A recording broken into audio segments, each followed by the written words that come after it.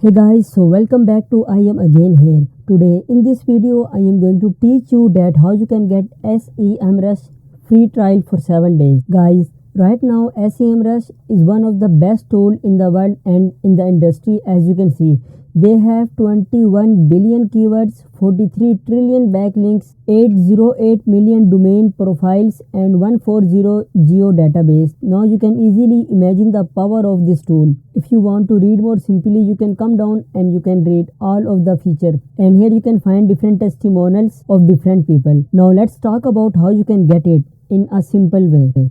To get Semrush free trial, simply go to google.com and type Semrush 7-day free trial. Now you must need to type iamagainhere.com with it. If you doesn't type I am again here, you will never find exclusive link. And you can see Semrush Guru free trial, get free Semrush account. Now you can use this, simply click on it and you will be landing to this page. Now friends, and you can read how you can do this and how you can install and activate your free trial, and you can also read features here. But how you can get it, when you come to this page, now click on get 7-day free trial. Click on it. Now you will be landing to this page, and simply what you need to do, come down and you can find start your free trial, get 7 days of full access to all toolkits, cancel anytime.